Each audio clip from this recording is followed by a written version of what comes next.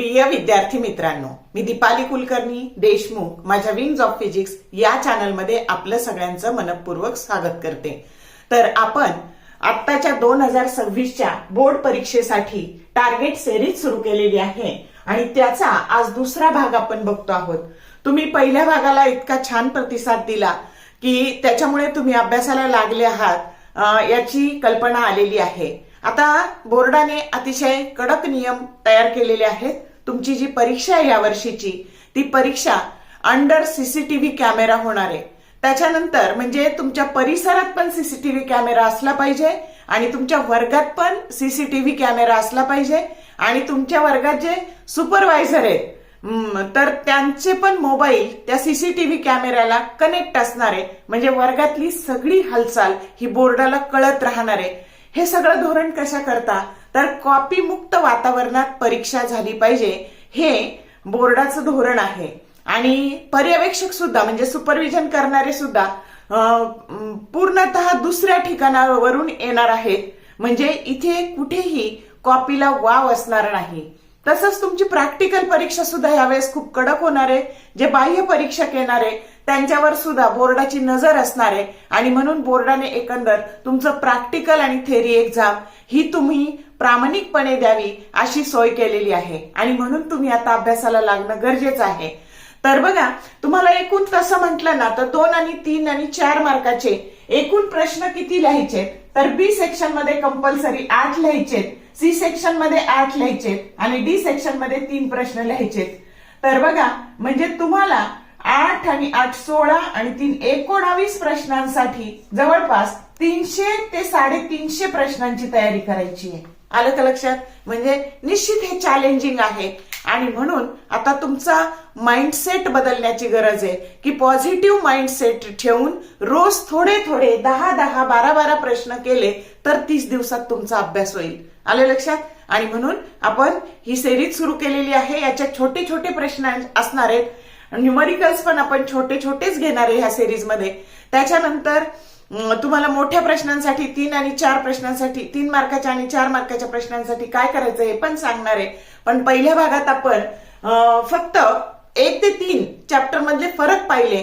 आता आज आपण चॅप्टर 4 थर्मोडायनेमिक्स याच्यामधले फरक पाहणार आहे, कारण ते एवढे फरक आहेत की तुमचा अर्धा चॅप्टर थर्मोडायनेमिक्स हा केवळ आजच्या भागातच कव्हर होणार आहे। त्यामुळं काळजीपूर्वक बघा।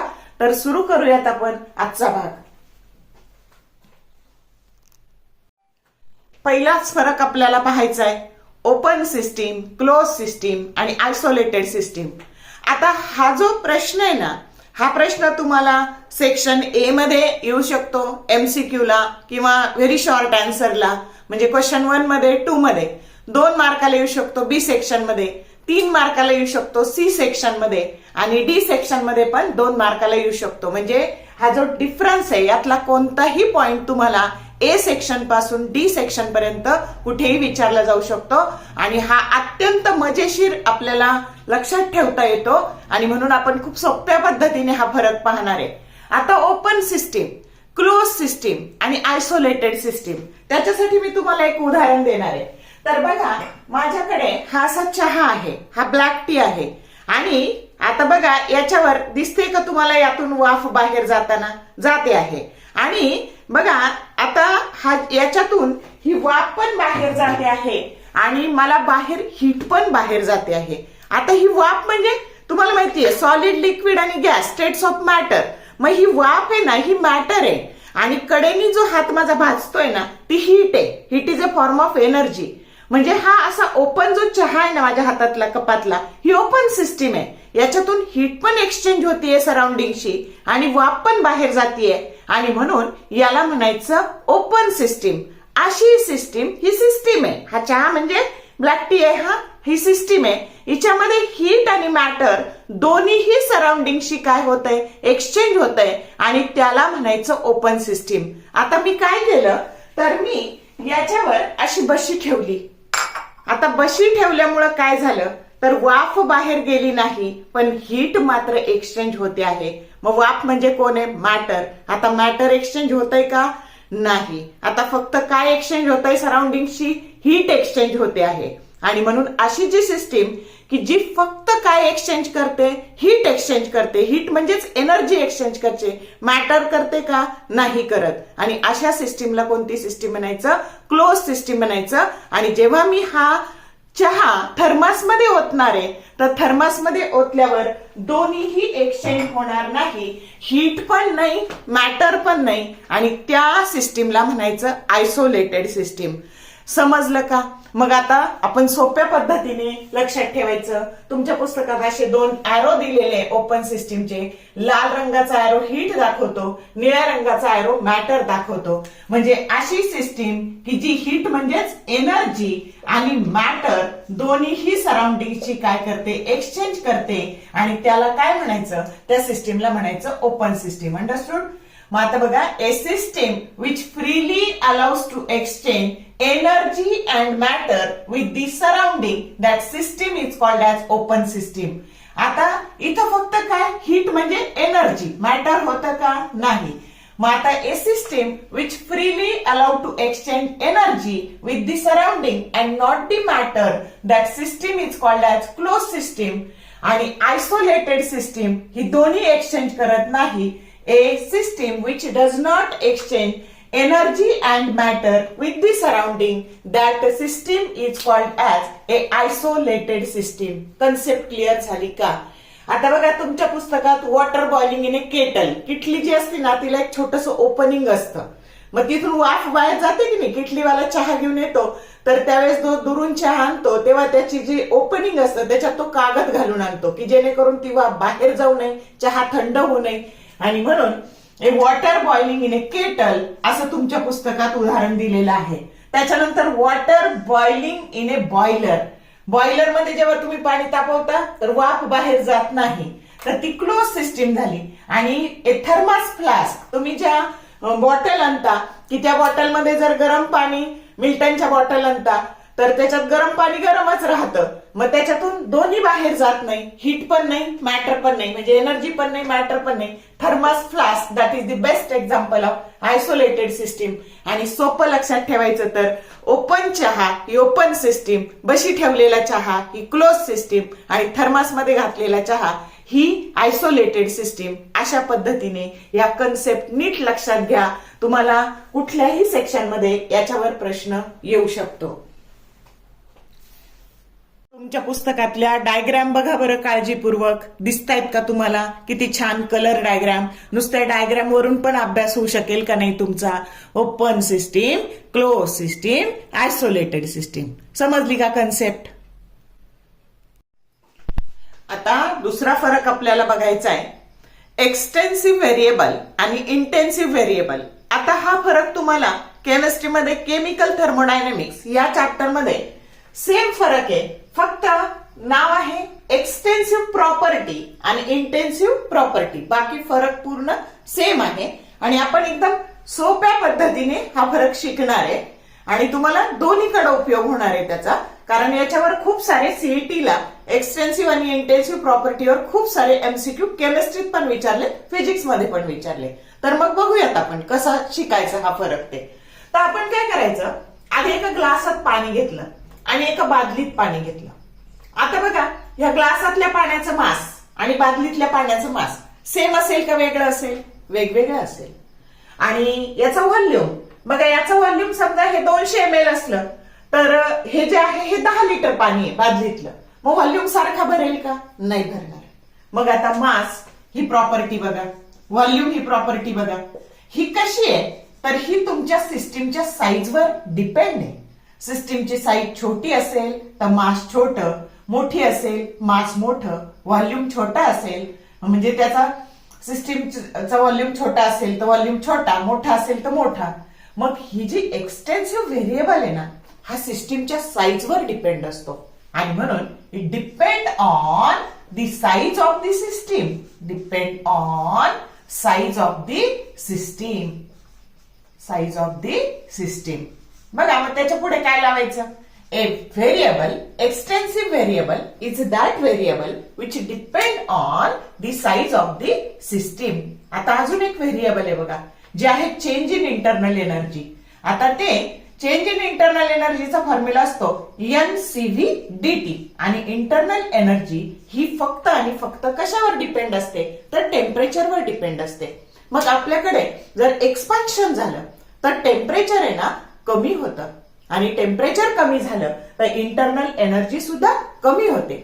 आणि जर आपण एखादी सिस्टीम कंप्रेस्ड केली तर त्याचं टेम्परेचर वाढतं आणि इंटरनल एनर्जी सुद्धा वाढते. आणि म्हणून इंटरनल एनर्जी ही पण सिस्टीमच्या साईजवर डिपेंड असते आणि म्हणून तो सुद्धा कसा व्हेरिएबल आहे तर तो एक्सटेन्सिव्ह व्हेरिएबल आहे किंवा ती एक्सटेन्सिव्ह प्रॉपर्टी आहे.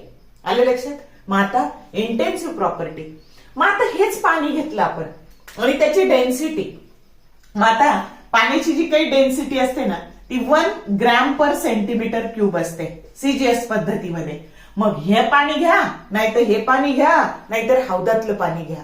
आलं लक्षात. मग साईज किती छोटी असू द्या नाही तर मोठी असू द्या त्याची डेन्सिटी काय भरणार आहे सेम भरणार आहे. त्याचं प्रेशर मोजा ते पण सेम भरणार आहे. त्याचं टेम्परेचर मोजा ते पण सेम भरणार आहे. मग हे जे व्हेरिएबल्स आहेत ना डेन्सिटी प्रेशर टेम्परेचर तर हे सिस्टीमच्या साईजवर डिपेंड नाही. Do not depend on the size of the system. Do not depend on the size of the system. सिस्टीमच्या साईजवर डिपेंड नाही. Size of the system. आणि त्या व्हेरिएबलला काय म्हणायचं तर त्याला म्हणायचं इंटेन्सिव्ह व्हेरिएबल.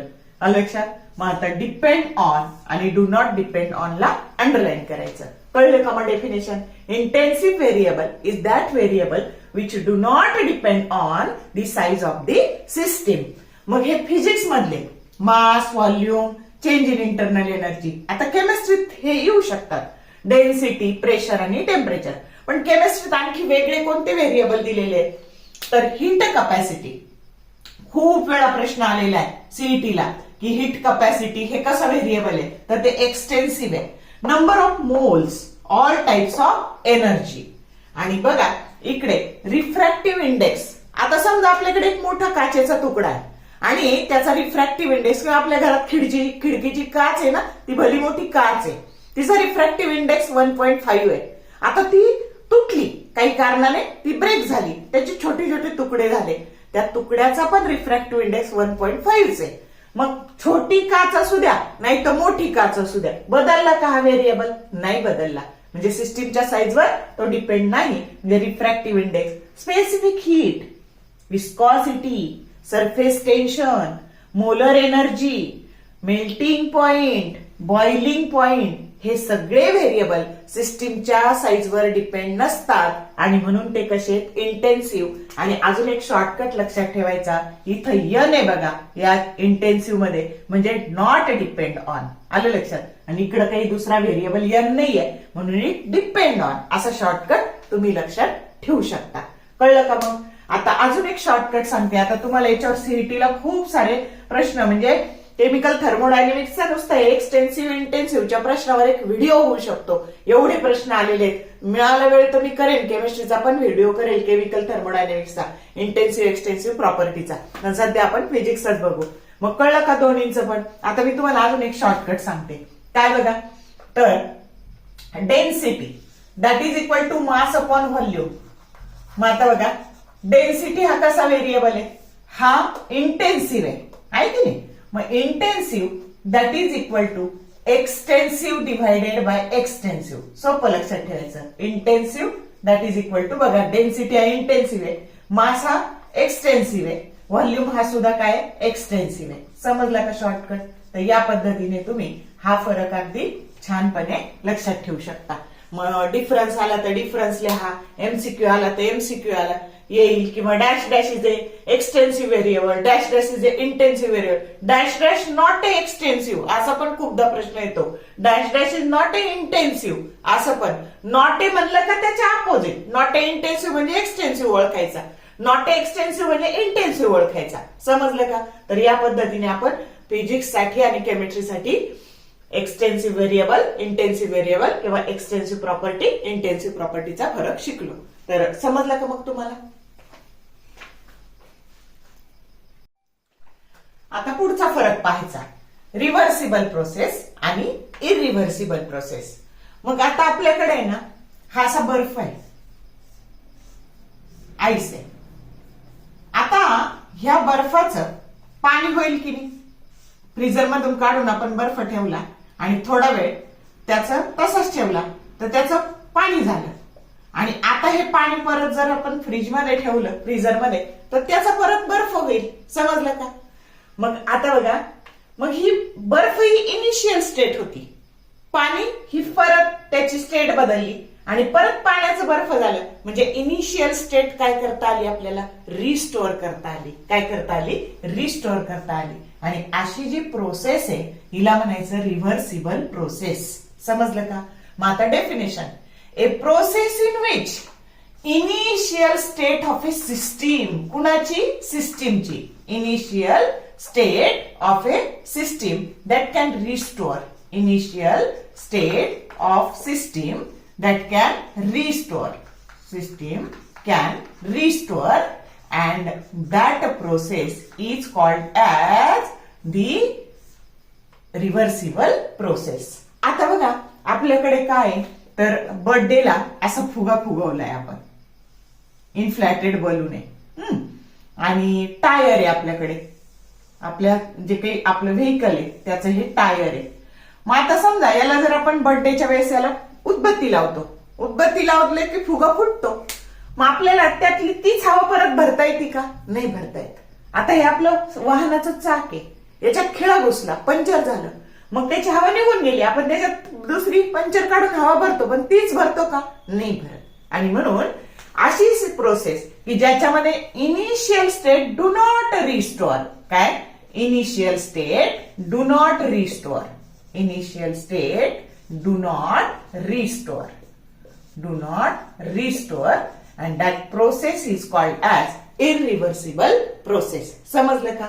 मग आता दुसरा बघा, दुसरा फरक की याचा जो पाथ असतो ना पीव्ही डायग्राम मध्ये, तर हा फॉरवर्ड डायरेक्शनने आणि बॅकवर्ड डायरेक्शनने सेमच असतो.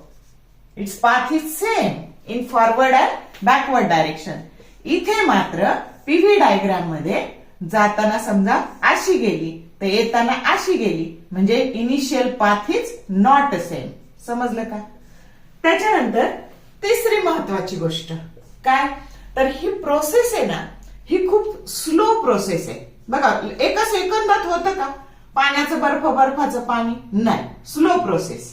आणि म्हणून याच्यामध्ये एनर्जीचा लॉस होत नाही. No loss of energy. No loss of energy. No loss of energy. आता ही जी प्रोसेस आहे ना ही फास्ट आहे. एका सेकंदात फुग्यातली हवा जाती, टायर पंक्चर होतं आणि म्हणून इथे लॉस ऑफ एनर्जी असते. Loss of energy. समजलं? त्याच्यानंतर ही आयडियल प्रोसेस आहे. ही काय आहे? आयडियल प्रोसेस आहे. ही रिअल प्रोसेस आहे. ही कशी प्रोसेस आहे? रिअल प्रोसेस आहे. ही आयडियल प्रोसेस आहे, ही रिअल प्रोसेस आहे. समजलं का? आणि पाचवं तुम्ही एक्झाम्पल सांगू शकता. काय काय बघा तर melting of ice, freezing of water, त्याच्यानंतर boiling of water, condensation of steam, all are the example of reversible process. आणि इकडं बघा काय तर puncturing of a inflated balloon, tyre, rubbing of our palm. आपण आपले असे तळवे घासले, हीट निर्माण झाली, परत तीच हीट निर्माण करता येईल का? नाही. Rubbing of our palm, burning of A candle, all are the example of irreversible process. समजला का डिफरन्स? कधी व्याख्या विचारतील किंवा डिफरन्स विचारतील. डिफरन्स विचारला तर 2च पॉइंट लिहायचे, पण मी तुम्हाला सांगितलं तुमच्या पुस्तकात 1.5 पान जवळपास याचं वर्णन आहे. मी एकदम शॉर्ट मध्ये हा फरक तुम्हाला करून दिलेला आहे. समजला? आता पुढचा फरक, आयसोबारिक प्रोसेस, आयसोकोरिक प्रोसेस. आता आयसो म्हणजे सेम आणि बार हे प्रेशरचं युनिट आहे. आपण मेकॅनिकल प्रॉपर्टीज ऑफ फ्लुइड मध्ये शिकलो की बार हे कशाचं युनिट आहे? प्रेशरचं युनिट आहे. मग आपल्याकडे अशी सिस्टीम आहे बघा, त्याच्यामध्ये आयडियल गॅस घेतलाय. It is fitted with movable massless frictionless piston. आणि मग आता बघा या तुमच्या सिस्टीम मध्ये जो कोणता गॅस आहे त्याचं प्रेशर कॉन्स्टंट आहे. काय कॉन्स्टंट आहे? प्रेशर कॉन्स्टंट आहे आणि म्हणून त्याचे व्हॉल्यूम आणि टेम्परेचर एकमेकाच्या डायरेक्ट प्रोपोर्शन मध्ये बदलतात. आलं लक्षात? मग आता बघा, मग अशी जी प्रोसेस आहे की ज्याच्यामध्ये प्रेशर कॉन्स्टंट राहतं आणि जो व्हेरिएबल कॉन्स्टंट राहतो ना त्याचा चेंज हा नेहमी 0 असतो. आलं का लक्षात? मग आता बघा, आयसोबारिक प्रोसेस, आता तुम्हाला डेफिनेशन येऊ शकते, is that process in which the pressure of the system remains constant. समजलं? मग आता इकडे बघा, आता आयसोकोरिक, आयसो म्हणजे सेम आणि कोर म्हणजे inner part of the system, हा सिस्टीमचा इनर पार्ट ज्याला आपण व्हॉल्यूम असं म्हणतो. मग अशी प्रोसेस की ज्याच्यामध्ये सिस्टीमचा व्हॉल्यूम कॉन्स्टंट राहतो आणि म्हणून व्ही जर कॉन्स्टंट राहत असेल तर डेल्टा व्ही काय झालं? 0 झालं आणि वर्क डन बरोबर असतं पी डेल्टा व्ही. मग डेल्टा व्ही जर 0 तर तुमचं वर्क डन सुद्धा काय झालं? 0. समजलं का? मग आता त्याची डेफिनेशन करायची. A process in which volume of the system that remains constant, that process is called as isochoric process. मग आपल्याकडे फर्स्ट लॉ ऑफ थर्मोडायनॅमिक्स आहे. क्यू बरोबर काय झालं? डेल्टा यू प्लस डब्ल्यू आणि इथं क्यू ची किंमत येते बघा एन सीपी डीटी. आलं लक्षात? आणि ह्या डीटी ची किंमत तुम्ही चेंज इन टेम्परेचर हे टीएफ मायनस टी आय असं घेऊ शकता आणि हे झालं हीट सप्लाइडचं इक्वेशन. समजलं? आता इकडे बघा, Q that is equal to delta U plus W, पण डब्ल्यू 0 आहे म्हणून क्यू बरोबर डेल्टा यू आणि डेल्टा यू ची किंमत असते n CV DT heat supplied. बघा बरं सोपं, प्रेशर कॉन्स्टंट असेल तर इथं सीपी घ्यायचा आणि व्हॉल्यूम कॉन्स्टंट असेल तर इथं सीबी घ्यायचं. आत्ताच शिकलो आपण की चेंज इन इंटरनल एनर्जी ही फक्त कशावर डिपेंड असते? टेम्परेचरवर डिपेंड असते. आलं लक्षात? आता बघा, आता पीव्ही डायग्राम, आता इकडं घ्यायचं प्रेशर, इकडं घ्यायचं व्हॉल्यूम. आडवा तो एक्स ऍक्सिस, एक्स ऍक्सिस वर घ्यायचं व्हॉल्यूम आणि वाय ऍक्सिस वर घ्यायचं प्रेशर. आता बघा, जे कॉन्स्टंट आहे ना त्याला असं काढायचं. आता हे बघा, हा ए बी, याला म्हणायचं आयसोबार. आणि बघा इथं जे प्रेशर कॉन्स्टंट आहे त्याला पी आय असं म्हणायचं. Initial volume V I, final volume V F इथं. आणि हा झाला याचा पीव्ही डायग्राम. समजलं का? आता बघा इकडे पीव्ही डायग्राम काढताना इकडे घ्यायचं पी, इकडे घ्यायचं व्ही आणि जे कॉन्स्टंट तिथं उभी रेषा काढायची असं. मग आता इथे बघा, इथं व्ही आय आणि इथं मात्र पी आय आणि इथं पी एफ. हा झाला पीव्ही डायग्राम. आणि जेव्हा जेव्हा पीव्ही डायग्रामवर उभी रेषा दिसेल ना, मग ती कुठेही असू द्या, मग असा पीव्ही इथं असू द्या, इथं असू द्या, त्यावेळी वर्क डन नेहमी काय घ्यायचं? 0 घ्यायचं. वर्क डन काय घ्यायचं? 0 घ्यायचं. आणि क्यू बरोबर डेल्टा यू. कशामध्ये? सगळ्यात सोपी प्रोसेस म्हणजे आयसोकोरिक प्रोसेस. आणि याला जसं आयसोबार म्हणलं, याला आयसोकोर म्हणायचं. हा ए बी जो आहे याला काय म्हणायचं? आयसोकोर म्हणायचं. तर या पद्धतीने आपल्याला आयसोबारिक आणि आयसोकोरिक मधला फरक किंवा डेफिनेशन आली तर डेफिनेशन असं आपल्याला बघता येईल. आणि सीईटीला कसा प्रश्न विचारतात ते मी तुम्हाला नंतर सांगते. या सगळ्या प्रोसेसवर एकत्र करून कसा प्रश्न विचारतात ते आपण नंतर बघू. तर आता पुढचा फरक आपल्याला बघायचा आहे आयसोथर्मल प्रोसेस, ऍडियाबॅटिक प्रोसेस. आता आयसो म्हणजे सेम आणि थर्म मीन्स टेम्परेचर. मग अशी प्रोसेस की ज्याच्यामध्ये टेम्परेचर काय राहतं? कॉन्स्टंट राहतं. टेम्परेचर कॉन्स्टंट म्हणलं की डेल्टा टी काय झालं? त्याचा चेंज काय असतो? 0. आणि मी आताच सांगितलं की change in internal energy n CV DT. मग आता हे डीटी जर 0 असल्या हा असल्या काही फरक पडत नाही, तर इंटरनल एनर्जी सुद्धा काय झाली? 0 झाली. आधी definition, A process in which temperature of the system that remains constant, that process is called as isothermal process. आणि जेव्हा टेम्परेचर कॉन्स्टंट राहतं तेव्हा प्रेशर आणि व्हॉल्यूम एकमेकाच्या कसे बदलतात? इनव्हर्स प्रपोर्शन मध्ये बदलतात. हा बॉइल्सचा लॉ आहे. कळलं का? मग डेफिनेशन परत एकदा सांगते. Isothermal process is that process in which temperature of the system that remains constant, that process is called as isothermal process. आता ॲडियाबॅटिक प्रोसेस याच्यामध्ये ना Q बरोबर 0 म्हणजे no heat enters or leaves through the system. मग adiabatic process is that process in which no heat enters or leaves through the system. मग Q जर 0 असेल तर Q बरोबर आपल्याला माहितीये पहिला लॉ थर्मोडायनामिक्सचा डेल्टा U प्लस डब्ल्यू. मग याची किंमत जर 0 टाकली तर delta U that is equal to minus W. कशाच्या बाबतीत? तर ॲडियाबॅटिक प्रोसेसच्या बाबतीत. खूप वेळा प्रत्येक वर्षी सीईटीला आलेला प्रश्न आहे की डेल्टा U बरोबर मायनस डब्ल्यू कोणत्या प्रोसेसच्या बाबतीत? तर adiabatic VIMP. This question is VIMP. अगदी रेग्युलरला पण येऊ शकतो आणि सीईटीला पण येऊ शकतो. समजलं का? आणि इथं मात्र आता बघा की Q बरोबर डेल्टा U प्लस डब्ल्यू. पण आता डेल्टा U जर 0 झालं तर डेल्टा U 0 झालं तर Q बरोबर डब्ल्यू. म्हणजे सप्लाय केलेली सगळीच्या सगळी हीट वर्क डन साठी वापरली जाते. अशी प्रोसेस म्हणजे कोणती प्रोसेस? Isothermal process. आता दुसरी महत्वाची गोष्ट की याची सिस्टीम जी काही आहे तर याची बाउंड्री, ही सिस्टीम आणि सराउंडिंग त्याला सेपरेट करणारी बाउंड्री, तर याच्यात बाउंड्री ही कशी असते? तर बाउंड्री ही कंडक्टिंग असते. बाउंड्री काय असते सिस्टीमची? Boundary is conducting. Boundary is conducting. खूप महत्वाची गोष्ट आहे. आणि इथं बाउंड्री मात्र इन्सुलेटिंग असते, कारण हीट आत पण नाही गेली पाहिजे आणि बाहेर पण नाही. No exchange of heat. आणि म्हणून बाउंड्री इज इन्सुलेटिंग. बाउंड्री कशी पाहिजे? इन्सुलेटिंग पाहिजे. समजलं का? आता बघा पुढचं पीव्ही डायग्राम काढायचा. मग हा पीव्ही डायग्राम काढला ना असा की असा कर्व येतो हा AB. याला म्हणायचं आता इथं बघा जे प्रेशर आहे PI, इथं PF, VI, VF. आलं लक्षात? तर हा झाला पीव्ही डायग्राम. आणि याला म्हणतात रेक्टँग्युलर हायपरबोला. हे नेचर कसं असतं? जेव्हा जेव्हा इन्व्हर्स प्रपोर्शन असतं तेव्हा रेक्टँग्युलर हायपरबोला असं नेचर असतं. हायपरबोला असं नेचर असतं. आता इथे बघा हा पीव्ही डायग्राम काढायचा, पण असा स्टीपर कर्व काढायचा. आलं का लक्षात? हा AB, हा कुणाचा? तर ॲडियाबॅटिकचा. परत इथं PI, इथे PF, VI, VF.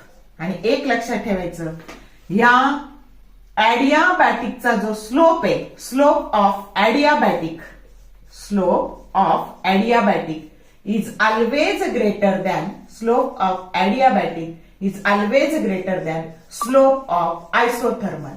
Slope of isothermal.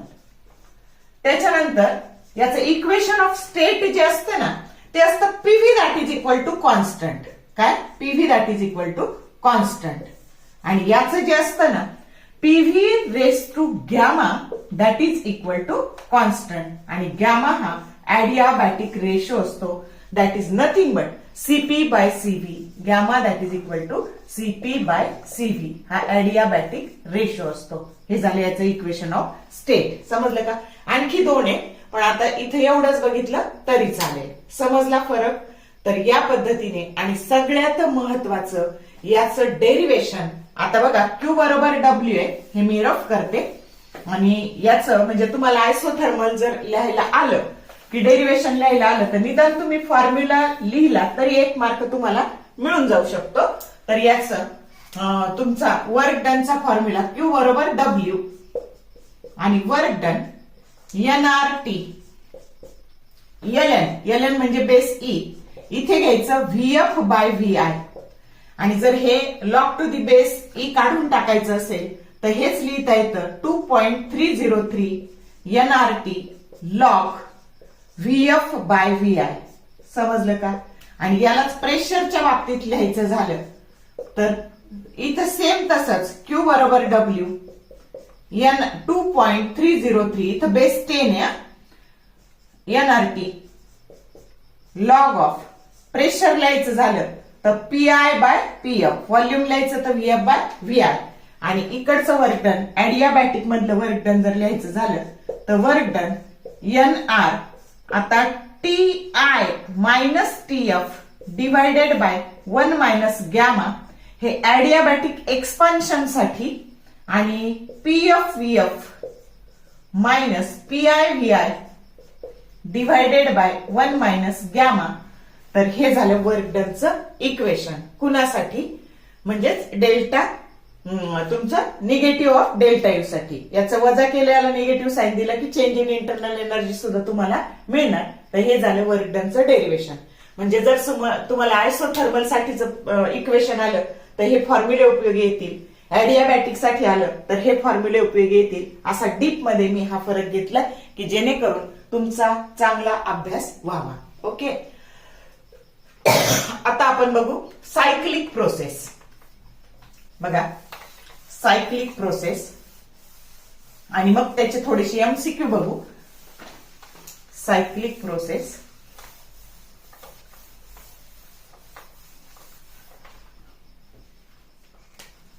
आता बघा सायकल. आपण जेव्हा इनिशियल स्टेट होती ही सिस्टीमची, सिस्टीम इथं आली आणि परत इनिशियल स्टेटला आली म्हणजे सिस्टीम रिटर्न झाली. काय झाली? इथे प्रेशर, इथे व्हॉल्यूम. मग आता a process in which system return to its initial state. आणि अशा सिस्टीमला काय, अशा प्रोसेसला काय म्हणायचं?